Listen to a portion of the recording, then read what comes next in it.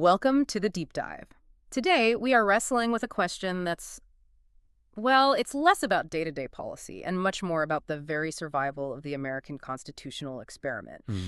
We're not here to talk about some abstract idea of democratic decline. We're tackling a really specific, historical, and I think deeply anxiety-inducing proposition. It is. Is the United States right now experiencing what the great political historian J.G.A. Pocock called the Machiavellian moment? And that is such a profoundly useful way to frame it. Right. I mean, it really forces you to look past the headlines, right? Right. Past the easy labels, populism, partisanship, and it makes you confront this core anxiety. The same one that, frankly, defined the classical republics, Rome, Florence. That was what, exactly? It's that anxiety of suddenly, shockingly, realizing your own potential for collapse, your own inherent fragility. Exactly. Pocock's concept, it captures that terrifying instant when a republic, a society that sees itself as a republic, realizes it faces its own demise. Its own mortality. Its own mortality. I mean, Machiavelli, he was writing right in the thick of it, wasn't he? The Florentine Republic was on the verge of collapse. He was sounding the alarm. He was trying to figure out how a self-governing people could possibly save itself from what seemed like this inevitable decay of power and virtue. It's a real existential alarm bell. And the source material we're looking at today suggests that that very alarm is ringing, and it's ringing loudly right now in the U.S. We're not talking about some slow, creeping decline. We're talking about a sharp, acute moment of systemic shock.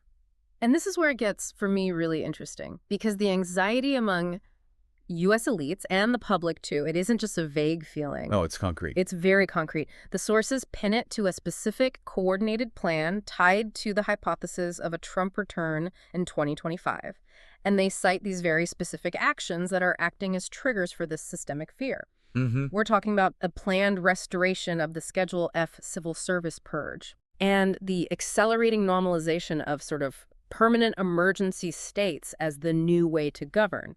And those actions are key because they represent structural attacks on the system itself.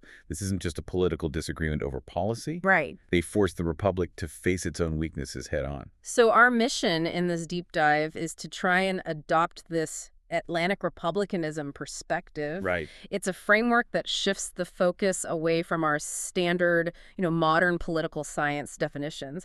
And instead, it looks at the balance of power, the health of civic virtue, and crucially, the manipulation of political language. We're trying to understand the health of the republic's soul. The health of its soul. Is that too dramatic? I don't think so at all. By looking at it through this lens, you avoid the trap of just slapping a label on it.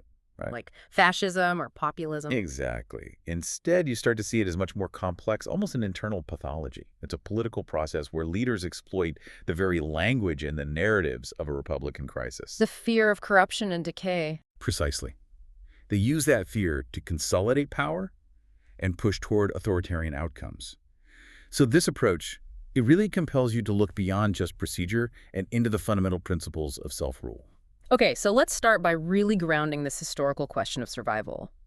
When we ask if the U.S. is in Pocock's Machiavellian moment, we're asking a very specific question about political time and about recognition. We're asking, has the U.S. reached that acute moment, that point where it's genuinely shocked by the idea that its system is perishable? That it can actually collapse. That it can genuinely collapse. It's not just recognizing, oh, democracy is hard. It's recognizing that the specific structures the founders put in place are failing right now, not hypothetically, not in the distant future, now. So what is it about the 2025 context that makes it so potent for generating this specific kind of existential anxiety? I think it's the sheer coordination and, frankly, the transparency of the planned dismantling. What do you mean by that? Well, the sources describe a scenario where just the anticipation of a second Trump term is enough to illuminate all the system's vulnerabilities. It creates this very modern picture of what classical thinkers would have immediately recognized as Republican corruption. Okay, let's detail those specific actions then. The first one you mentioned is the planned restoration of Schedule F. Can you just walk us through what this actually means and why it's seen as such a systemic shock? Right. So Schedule F is an executive order. It's designed to be reinstated basically on day one. Okay. And what it would do is reclassify tens of thousands of federal employees, we're talking career civil servants, not political appointees, as policymaking positions. And the purpose of that reclassification is? To strip them of their job protections, to turn them from politically neutral professionals into employees who can be fired immediately. For any reason. For perceived political disloyalty. It's designed, quite openly, to dismantle the neutrality that insulates the administrative state from the whims of a single faction or a single leader. So you're basically turning the entire governing mechanism into a partisan weapon. That's exactly the critique. The administrative state, historically, is supposed to act as a check. It's a body of professional expertise that provides continuity, that resists illegal or arbitrary executive demands. The guardrails. The internal guardrails, yes. Schedule F is seen as removing that buffer completely. And the second major point was the explicit use of emergency powers. Yes. The sources highlight this escalating use of tools like the National Emergency Act. The goal appears to be normalizing governance by exception. Making the exception the rule. Exactly. When a leader can constantly elevate issues, border security, crime, you name it, to the level of an existential threat, they can justify bypassing Congress, bypassing established legal procedures. So the fear isn't just about the policies themselves. No, the fear is that the constitutional order is being indefinitely set aside. It's being replaced by the leader's decree. And then finally, there's the external pressure on institutions like universities and the media. Right. These are vital for a healthy public sphere, for independent thought. When the government starts actively punishing centers of independent thought, that signals a really deep systemic jeopardy. So if you take them together... If you take all three elements together, the internal weakening of the bureaucracy, the normalization of executive exceptionalism, and the external coercion of civil society, you have the perfect storm for a Machiavellian moment. Okay. The Republic is being attacked from the inside by undermining its own machinery, and from the outside by coercing the very social bodies that are supposed to hold it accountable. So now that we've set that rather grim stage, let's look closer at this Atlantic republicanism perspective. You said it intentionally avoids that simple liberal versus populist binary. Why is this framework so uniquely suited for diagnosing what's happening in the U.S. right now? Because it shifts the whole focus. It moves you away from just procedure like, whether an election was run correctly, to the underlying systemic health. Okay. It demands that we examine three core issues that really define whether a republic is functional or corrupt. And the first of those core issues is about the structure of power. That's right. It's the issue of power concentration and institutional corruption. Specifically, it addresses this historical concept of the imbalance of the mixed constitution. What the founders were obsessed with. Completely obsessed with. They believe stability required mixing these different principles.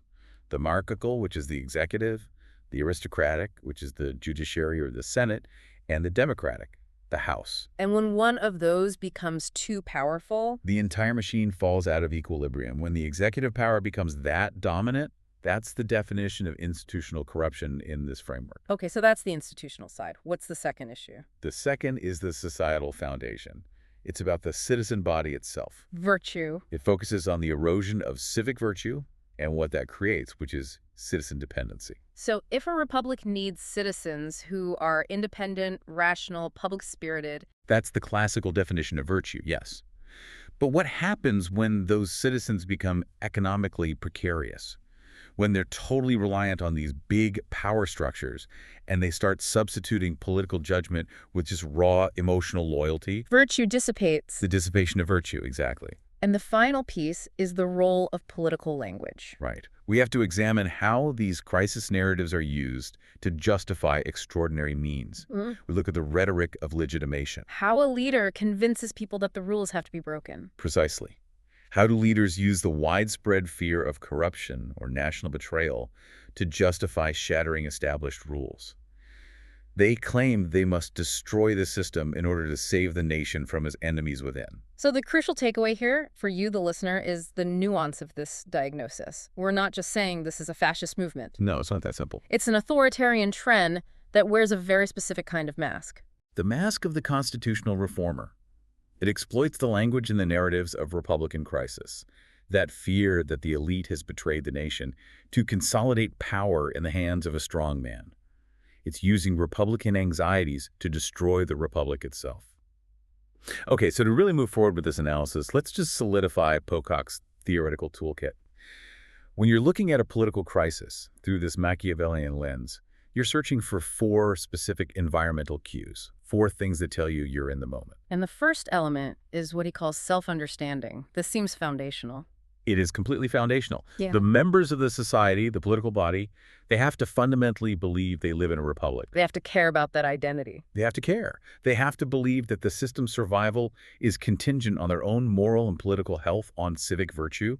If they stop using the language of virtue versus corruption and just start seeing politics as a raw contest between tribes, then the framework loses its power. But Americans still talk constantly about corruption and betrayal. Constantly. Which indicates this element is very much alive. Okay, element 2 is about the time factor. Crisis compression. Right. The crisis can't be this abstract, slow-moving thing. For it to be a true moment, it has to be compressed into a very critical time frame. Like a war. Like a war, or a constitutional rewrite, or a sudden, decisive regime change. This compression creates a visceral, collective feeling of imminent life or death. The stakes feel total. They feel immediate and total, and that drives incredible levels of anxiety and polarization. And this is why the anticipation of a coordinated, decisive shift in 2025 is so potent, it represents a sudden, sharp compression of that crisis. Element 3 is the universal outbreak of the corruption discourse.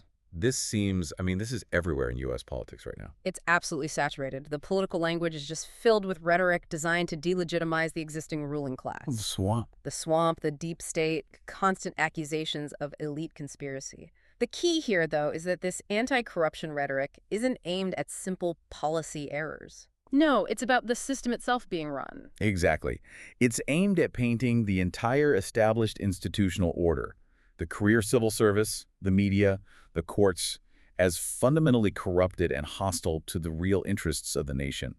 It transforms policy disputes into existential conflicts. And that leads to element 4, which is the predictable outcome of that shared sense of betrayal. The competition of salvation plans. Since everyone agrees the republic is dying, society splits, often violently, over how to save it. And you see two dominant hostile paths emerge. You do. The first is the constitutional restoration route. This path advocates for saving the republic by, returning to traditional rules, rebuilding checks and balances, restoring virtue through measured reform. And the second path, the one we're really focusing on here. That is the strongman exception politics route. This path argues that the corruption is just too deep, the rules are too rigged, and salvation can only come through the immediate, decisive, and often extra-legal exercise of extraordinary power. By one authoritative figure. By one figure. They believe constitutional rules have to be broken in the short term to ensure the nation's long-term survival. The tension between these two plans is what defines the Machiavellian moment. So, to apply this rigorously to the modern American context, we can break our analysis down into those 3 core dimensions you outlined earlier, right? Moving from the legal structure all the way down to the individual citizen. Right. Dimension A is institutional imbalance and corruption. Here we're assessing the health of the mixed government. We're looking specifically for the extreme centralization of executive power. And how the other branches are being weakened. Or actively co-opted. We're looking for how the checks and balances are being dismantled. Okay. Then dimension B, the critical social aspect, social dependency and the dissipation of virtue. This is about the health of the citizenry. It is. We look for evidence of that shift from the ideal of independent, rational citizens to dependent followers.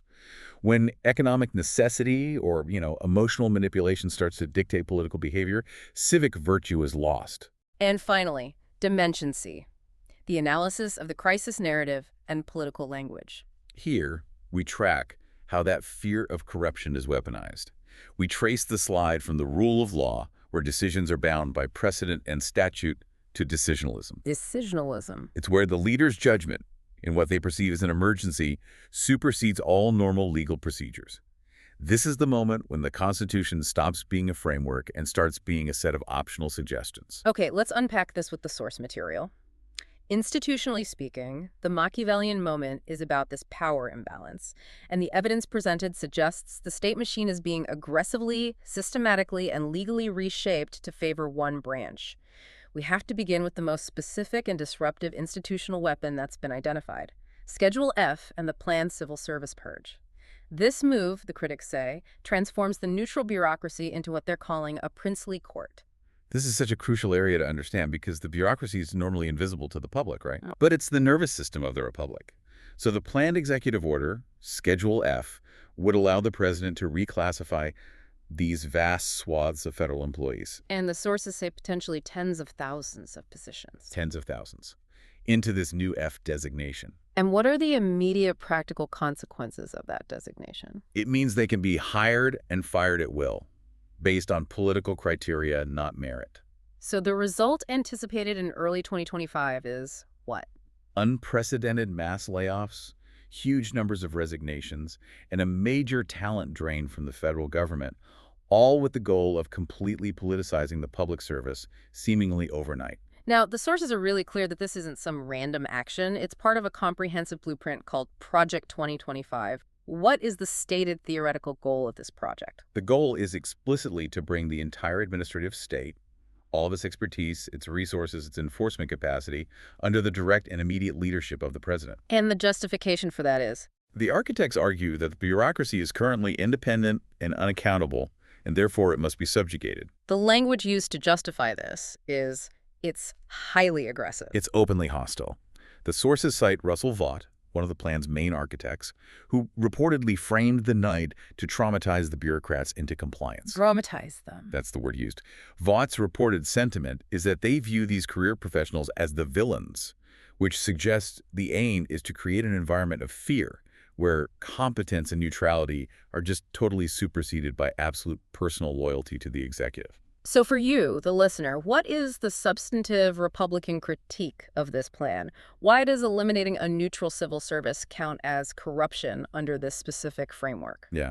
Classical Republican theory teaches that factions destroy stability. Okay. And the neutral civil service historically acted as this crucial internal check, a buffer against private political factions capturing the government entirely. So by destroying that neutrality, the executive branch transforms public servants from professionals who are dedicated to the public good into what the sources describe as the president's personal court attendants. wow. They serve the person of the ruler, not the impersonal laws and constitutional structures of the republic. Yeah. That internally corrupts the entire executive function. Okay, let's move to the judiciary, which is supposed to be the ultimate structural check on power. The sources highlight a really disturbing trend, the conservative-dominated Supreme Court appearing to act as an accelerant for executive power. This is a critical point of systemic failure.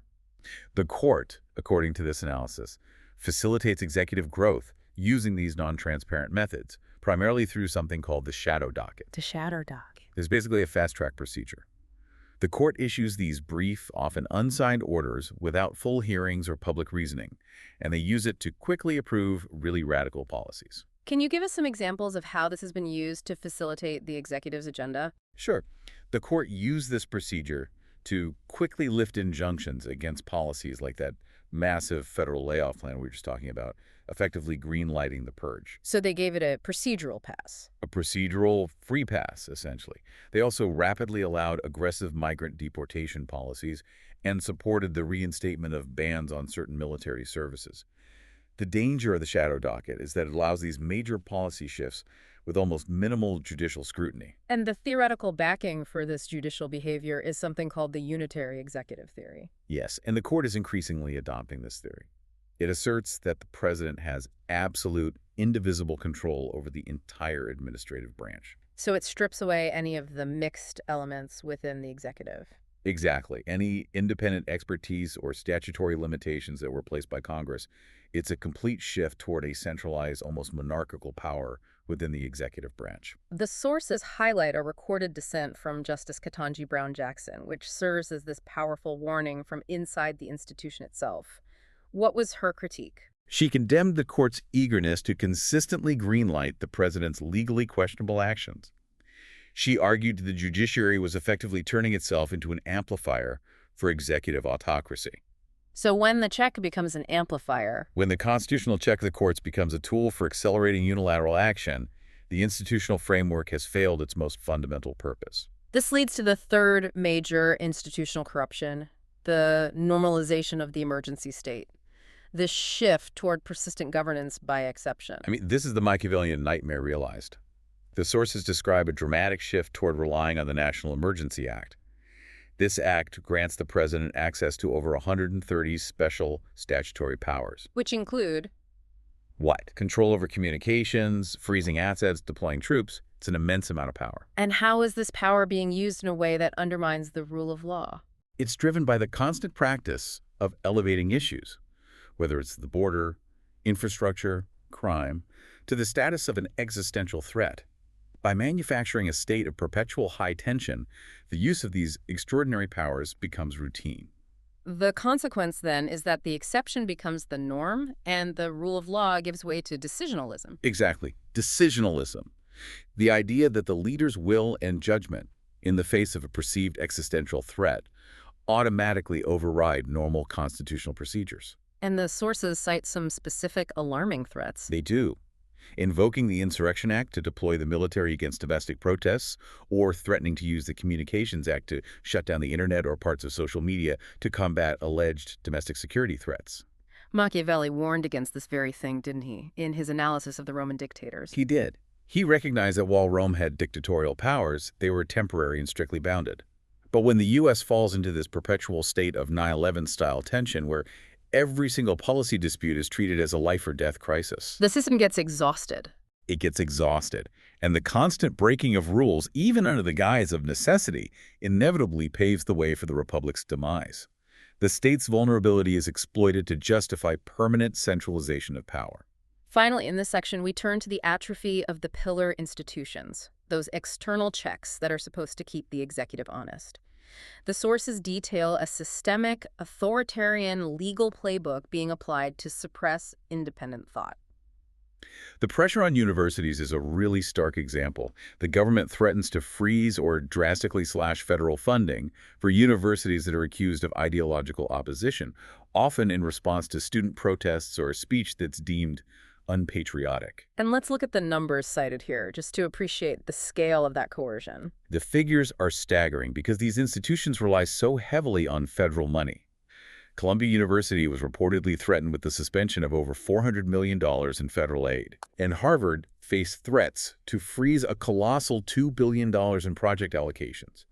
This is overt financial coercion. You're forcing compliance by threatening their very solvency. And this targeting extends to the media and civil society as well. Oh, yes. The playbook involves using regulatory bodies like the FCC to pressure unfriendly news outlets, threatening their broadcast licenses, while at the same time ensuring that media friendly to the executive receives favorable treatment. And for NGOs and other groups? For them, the threat comes from weaponizing tax and law enforcement agencies, launching investigations, potentially revoking their tax-exempt status, which functionally cripples their ability to mobilize and to criticize. So when you dismantle these independent pillars, universities, media, the judicial check, what is the resulting social structure? What are you left with? The complex, balanced society that mediates between the state and the citizen it's replaced by a much simpler and highly dangerous bipolar structure. And what does that look like? You have a strongman president on one side who is capable of directly mobilizing what the sources call atomized masses, isolated, fearful individuals on the other. And they bypass all traditional democratic scrutiny and public reason. This mirrors the decline of Rome, doesn't it? And the Italian city-states where leaders bypass traditional bodies like the Senate in the name of the people. It's the exact same dynamic. This institutional corrosion creates the ideal conditions for a strongman to claim that he, and he alone, is the sole representative of the national will.